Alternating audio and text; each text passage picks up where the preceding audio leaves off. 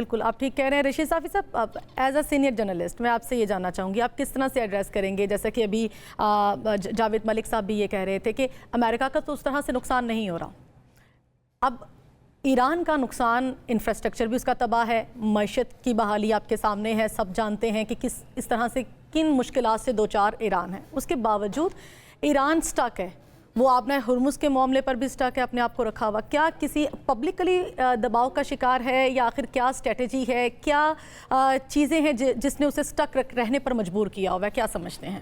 شکریہ. مجھ سے پہلے جنرل صاحب فرما رہے تھے اور ایمبیسڈر جاوید صاحب, تو ان کا سبجیکٹ یہی ہے, انہوں نے بہت تفصیل سے اس پوری سیناریو کو ناظرین کے سامنے رکھا. میں بحیثیت صحافی جو جج کر رہا ہوں, اس وقت ایران سے کچھ اسٹریٹجکلی غلطیاں ہو رہی ہے, خصوصاً جو پاسداران انقلاب ہے اور ایسے لوگ جو جنگ کے حق میں وہ سمجھتے ہیں کہ وہ دور ہوتے ہوئے بھی امریکہ کو شکست دے دیں گے, اور وہ اس جنگ کو نومبر تک لے کے جانا چاہتے ہیں. اور اس کی ایک وجہ صاف ظاہر ہے کہ وہ یہ چاہتے ہیں کہ ڈونلڈ ٹرمپ کی جو سیاسی ساکھ جو پہلے سے ہی امریکہ میں کافی حد تک ڈیمیج ہو چکی ہے, ان کو مزید نقصان پہنچایا جائے اور امریکہ کو گھٹنوں پہ بٹایا جائے. لیکن ایسا بہت مشکل نظر آ رہا ہے. امریکہ اب بھی اس دنیا کی ایک بڑی طاقت ہے, ایک بڑی عسکری قوت ہے, ایک بہت بڑی معاشی قوت ہے. اور جو چین کے جو ہم نوا ممالک ہے, اگر ہم ایران کے جو ہم نوا ممالک ہے, اگر ہم چین کی بات کریں, روس کی بات کریں, جو کسی حد تک اگر فوجی طور پر یا ٹیکنیکلی ایران کی مدد کر سکتے, تو ایک تو چین کی یہ عادت ہی نہیں ہے کہ وہ کھلی جنگوں میں کبھی نہیں پڑتا. روس نے ابھی تک ہم نے تو یہ نہیں دیکھا کہ ایران کی اس طرح کی مدد کی ہے جس طرح پاکستان ڈپلومیٹکلی کر رہا ہے یا جو نیگوسیشن میں ایک رول ادا کر رہا ہے, اور ایک سیف پیسج دے رہا ہے ایران کو اس جنگ سے, تنازع سے نکلنے کے لیے. دیکھیں یہ آج جو ہم جس بات پہ زیادہ گفتگو کر رہے ہیں, ابنائے ہرمز پہ بات کرتے ہیں, آج سے 4-5 مہینے پیچھے چلے جائیے, میرے سمیت بہت سارے لوگوں کو شاید ہرمز کے بارے میں بہت زیادہ معلومات حاصل ہی نہیں تھی. آج اگر لائم لائٹ میں ہے اور فوکسڈ میں ہے تو ابنائے ہرمز کا مسئلہ ہے. تو ایران کو کم از کم جو 60 دنوں کا انہوں نے سوئٹزرلینڈ میں پاکستان اور قطر کی موجودگی میں جس یادداشت پہ, جس مفاہمت پہ دستخط کیے تھے اور پوری دنیا کے سامنے کیے تھے, کم از کم اس یادداشت کی, اس مفاہمت کا لاج ضرور رکھنا چاہیے تھا. 60 دنوں کا جو دورانیہ ہے, اس بیچ میں وہ کچھ نہیں کرنا چاہیے تھا جو ایک کھلی جنگ میں کیا جاتا ہے. تو جو جس طرح اپاچی کو گرایا گیا, امریکی ہیلی کاپٹر کو گرایا گیا, اس کے بعد جو جس طرح سنگاپور کے شپ کو نشانہ بنایا گیا, پھر جس طرح کویت, بحرین, قطر اور آج سعودی عرب کو بھی نہیں اسپیئر کیا گیا. حالانکہ پاکستان کئی دفعہ واضح کر چکا ہے, ایمبیسڈر جاوید ملک صاحب آپ کو بتا رہے تھے کہ پاکستان ایک SMDA میں جڑا ہوا ہے سعودی عرب کے ساتھ. تو پاکستان ایسی سچویشن میں اگر پورے مڈل ایسٹ کو انوالو کر کے ایران اپنے مقاصد حاصل کرنے کی کوشش کرے گا, جو بہت مشکل مقاصد ہے اور منزل بھی بہت دور ہے, اس میں پاکستان زیادہ دیر تک پھر غیر جانبدار. میں یہاں پر ایڈ آن کرنا چاہوں گی کہ اگر ایران ان جگہوں پر حملے کر رہا ہے جو کہ بے شک مسلم ممالک ہیں, خلیجی ممالک ہیں, ان کے اندر اڈوں پر حملے کر رہا ہے, تو امریکی صدر کی جانب سے اگر دیکھا جائے انہوں نے بھی تو کوئی کسر نہیں چھوڑی ہوئی. صبح اٹھتے ساتھ وہ دھمکی دیتے ہیں, رات کو سونے سے پہلے دھمکی دیتے ہیں, اور میرا خیال ہے نیند میں بھی اگر ان کا بس چلے تو وہ دھمکی دے دیں. نہیں, آپ کی یہ بات تو بالکل درست ہے کہ ٹرمپ کے جارحانہ بیانات نے معاملات کو بہت بگاڑا ہے. ٹرمپ تو پوری دنیا, خود امریکہ کے اندر ان کے خلاف آوازیں اٹھتی ہے. امریکہ کے جو نمائندگان ہیں, سینٹ ہے, کانگریس ہے, سب نے ان کو لعن طعن کیا ہے, حتیٰ کہ ان کے اپنے کیبنٹ کے اندر ان کے خلاف آواز اٹھی, اور پوری دنیا جو سینسیبل وائسز ہے سب نے ٹرمپ کے اس کردار کی مذمت کی ہے, اور انہوں نے اس کی قیمت بھی وہ ادا کر رہے ہیں سیاسی طور پر. پرائمریز ہو رہے ہیں وہاں پہ, اور ان کی حالت لوگوں کو جو ریزلٹس کی صورت میں ان کو ایک سزا بھی مل رہی ہے. لیکن ٹرمپ کے ساتھ ہمارا زیادہ لینا دینا اس لیے نہیں ہے کہ وہ ہم سے دور ہے.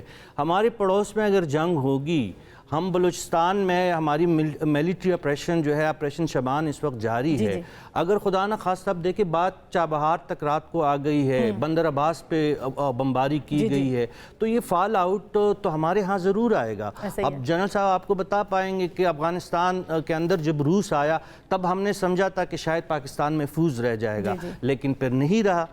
اگر ایران کے اندر کسی صورت پہ جو بہت دور ہمیں یہ بات نظر آتی ہے کہ اگر امریکی فٹ سولجر اترتے ہیں تو آپ اس وقت کو تصور کریں کہ پاکستان کی سیکیورٹی کی کیا حالت ہو سکتی ہے. اسی پر میں جنرل طارق رشید صاحب آپ کا لینا چاہوں گی کہ جیسے اسرائیل بھی بالکل تیار ہے, ان کی جانب سے جیسے ہی یہ اٹیک شروع ہوئے تو انہوں نے کہا کہ ہم تیار ہیں, ہمیں جیسے ہی کہیں گے ہم اپنے فوجی اتار دیں گے, بوٹس آن گراؤنڈ. آپ اس چیز کو کس طرح سے دیکھ رہے ہیں؟ یہ بالکل نہیں ہوگا, نہیں ہوگا, نہ امریکہ اتار سکتا ہے اور اسرائیل کی تو اوقات ہی نہیں ہے. ٹوٹل ڈے ایک جو ہے 1,50,000-60,000 کی فوج ہے اور 3 سال ہونے والے ہیں, غزہ پہ تو قبضہ نہیں کر سکے اور انڈیا سے مین بار لے رہے ہیں.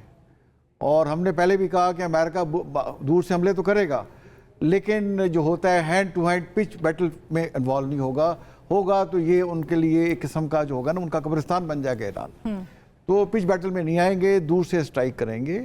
اور جو میرے خیال ہے ایران سے ایک بڑی غلطی ہو گئی کہ انہوں نے یہ جو 7 تاریخ کو ہٹ کیا وہاں 3 شپس کو قطر کے آئلینڈ, جیسے میں نے پہلے کہا, اور اس کے رسپانس سے پھر امریکہ نے ان کو کیا. بٹ امریکہ بھی دیکھیں اتنا ٹرانسپیرنٹ نہیں ہے. ان کی جو مین کمپلینٹ تھی ایران کی کہ بھئی آپ نے MOU جو سائن کیا ہے ہمارے آپ ایسڈ انفریز نہیں کر رہے, ہم پہ آپ سینکشنز نہیں ہٹا رہے. دیکھیں 17 جون کو سائن ہوا, آج 14 جولائی آ گیا, 3 دن رہ گیا 17, تو 30 دن میں امریکہ نے پورا بلاکیٹ ہٹانا تھا اور ان کے پاس جو فورسز نزدیک تھی ایران کے ان کو بھی پیچھے لے کے جانا تھا. تو ان میں کچھ بھی ایسی چیز نہیں ہوئی. تو دونوں سائڈ سے مس کیلکولیشنز ہوئی ہیں. ایران کا پرابلم یہ ہے کہ ان کے جو ہیں امام مجتبیٰ صاحب وہ تو نظر ہی نہیں آ رہے, والد صاحب کے وہ اس پہ بھی نہیں آئے.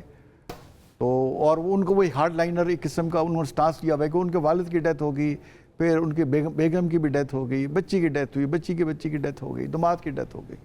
تو وہ تو ایک قسم کا ہارڈ لائن سٹانس لیا ہوا ہے. ان کی غیر موجودگی میں IRGC اسٹرانگ ہوئی ہے اور وہاں کافی ساری چیزیں ڈی سینٹرلائزڈ ہیں. تو یہ جو ہوا آپ سمجھتے ہیں کہ ان کی موجودگی میں چیزیں چینج ہو سکتی ہیں اگر فزیکل پریزنس ہو.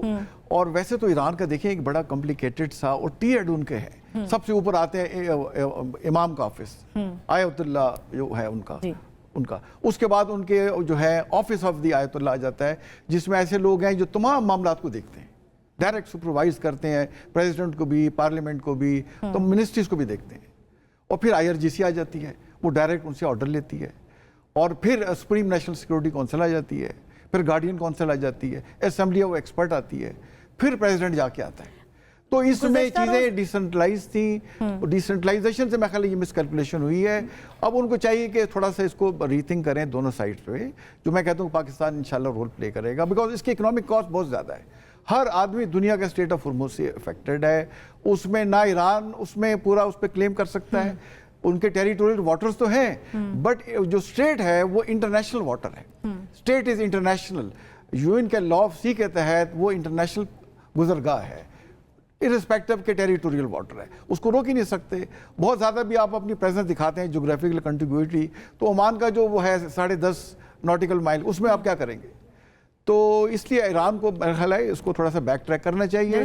امریکہ کا بھی جو وہاں پہ ہے وہ اس سے زیادہ آگے نہیں کر سکتے. دیکھیں کیا کریں گے, اگر کرنا ہوتا تو ریجیم چینج کر لیتے. جتنے بھی ان کے اسٹیٹڈ آبجیکٹیو تھے وہ ایک بھی اچیو نہیں کر سکے. تو میرا خیال ہے دونوں سائڈز کو جو ہے بیٹر سینس پریویل ہوگی اور بات چیت کی طرف بات چیت جائے گی انشاءاللہ. بالکل بات چیت کی طرف بات چیت جائے گی. اور جیسا کہ رجیم چینج کی بات ابھی جنرل صاحب نے بھی کی, جاوید ملک صاحب